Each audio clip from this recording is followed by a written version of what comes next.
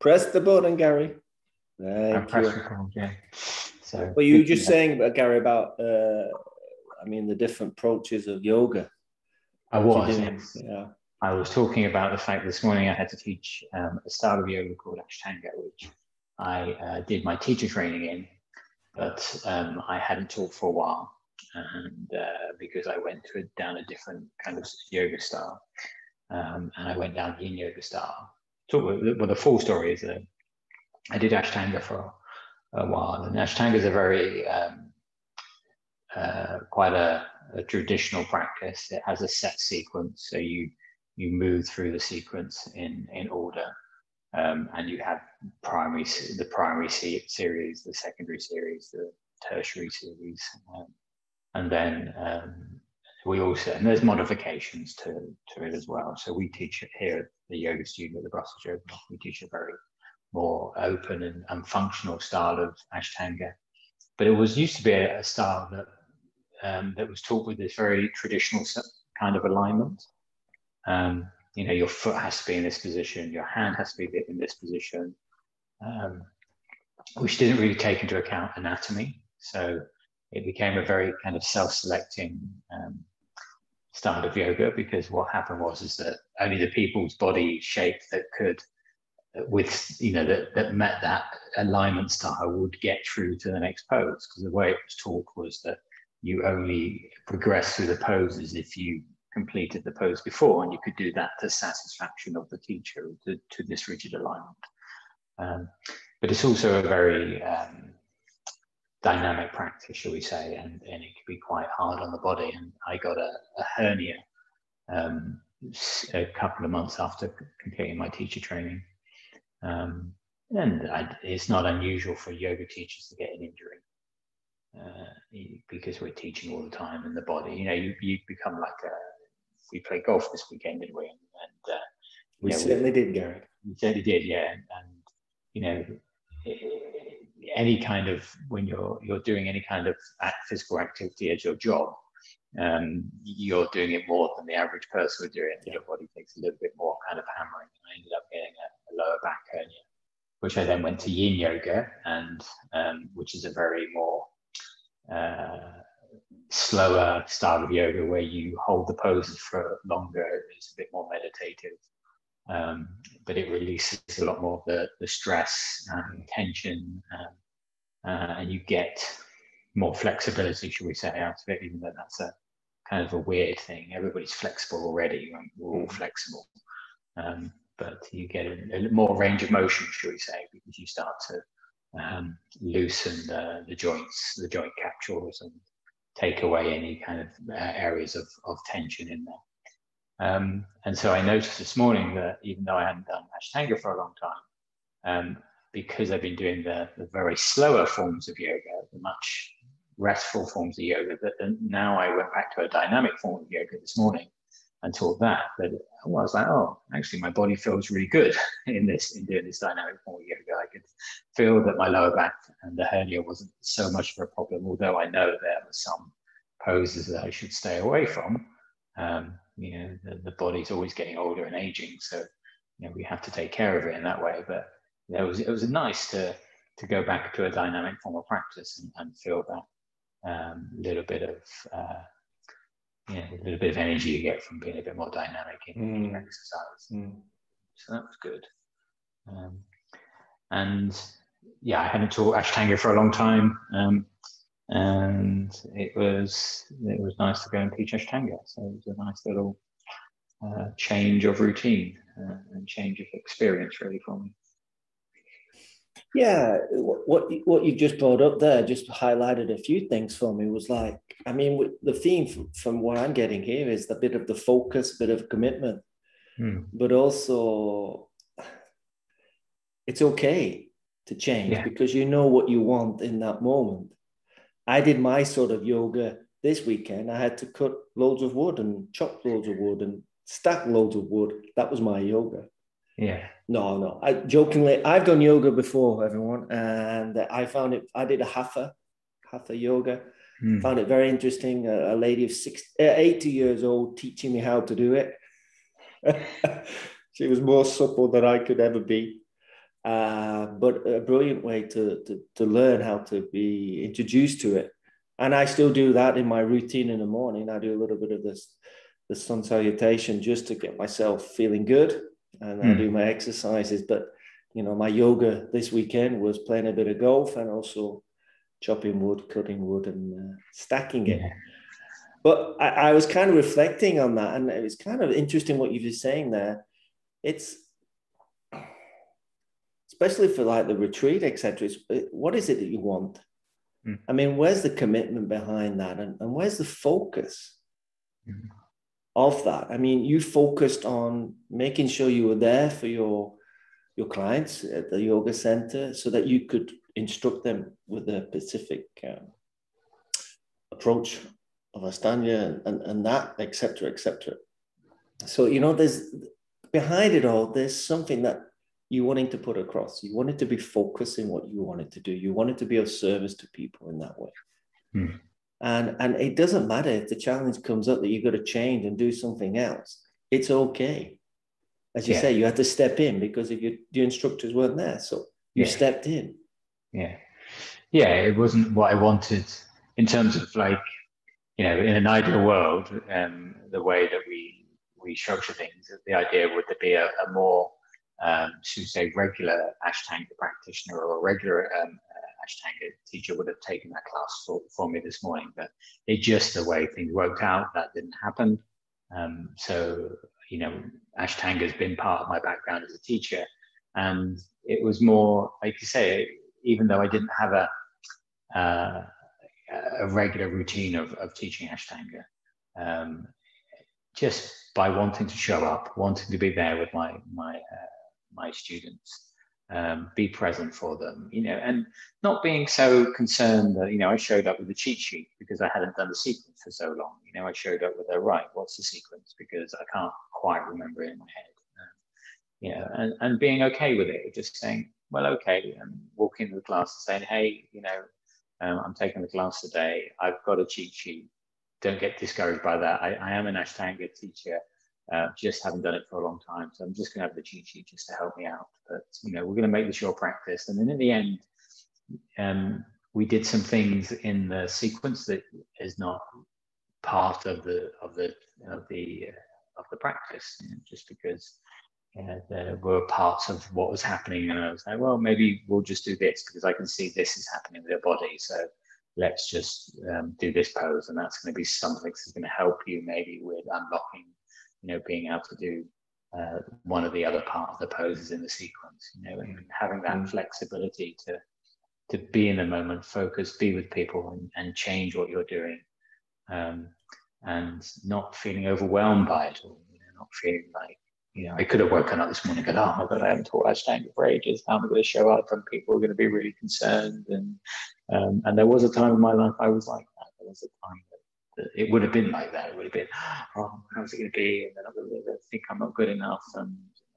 But it's just having that confidence and commitment to be present and allow yourself to be. And then life flows through you.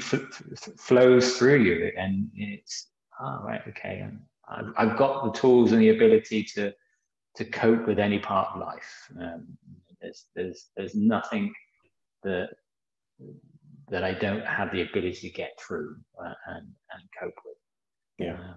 It's innate in me. So I can trust that innateness. I can trust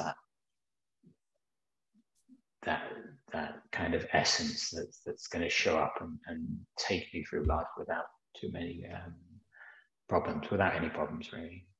Yeah, it was interesting what you were saying about how your thoughts could have put you in a different momentum and put you in a different direction of panicking, etc. But I mean, what you were sharing there was, okay, you didn't actually attach yourself to them thoughts. You just said, okay, it's an experience. I'm going to go through it. I've got my cheat sheet. And we all do it. I've done it in presentations. You know, I did it in coaching at the beginning. It's okay. It's not saying, hey, you know, I need permission. It's just, hey, you know, I haven't done this for a while, and I'd like to just have a little sheet here. You know, it helps. So, you know, and for us, even for the men's retreat and other retreats that we're going to do later on, you know, it's okay to have that cheat sheet. It's okay, you know, it helps you. If it helps you, it helps you. But the fact is that experience that you went through, Gary, of saying, okay, I got to do it. Let's have a go. It just shows that you're open to vulnerability, you know, and being vulnerable, it's okay. Yeah. You know, it doesn't matter when you show up at the retreats, or you're playing a sport, or you're doing your activities, or you're doing your work. You know, I'm preparing work myself. And the fact is, I'm just exploring with it and seeing where it takes me. That's the beauty of it. I could get caught up in all the different aspects and the content, except no, I have an outline. I've got an idea. This is what it's going to be. And that'll be it. Yeah, that vulnerability piece that you've just said is a key part of what we will be talking about on the retreat, but, you know, is a key part of showing up in life. Is the meaning of the word vulnerable is to be open to wounding. You've opened yourself to be wounded. And we can think of that as a physical wounding quite easily. It's like, oh, I can open myself. But it's also this kind of, I've opened myself to be emotionally and spiritually wounded in some ways. It's like I'm opening myself to be wounded. You know, and because that's so much of what we don't do, is just allow ourselves to be open and have the possibility that somebody might emotionally wound us, or might even physically wound us. And so it's vulnerability is that ability to be able to let that fear go and say, well, I can be open to wounding here. And in this sort of context, and, you know, this morning, my risk of being wounded was quite small, because, you know, I've had training and it's been something I'm doing all the time. But we can take those times when the risk of vulnerability is quite small and use those as learnings for, you know, when the risk of vulnerability is quite big. One of the things I do in a yoga class is I start with very small movements for the warm-up, because sometimes we rush to big movements for warm-up, and that's when we get an injury, because the muscles need small movements to be warmed up first. They need these really gentle kind of slow movements that start to warm them up, and they start to, because to do a small movement, your muscle needs to be relaxed. You need to be nice and relaxed to do small movements. You know, if any kind of physical practice, if I rush to a big movement straight away, if I rush to like, oh, I'm gonna, you know, then I do really open myself up to be wounded. I can open myself up to an injury, because I move the muscle really quickly.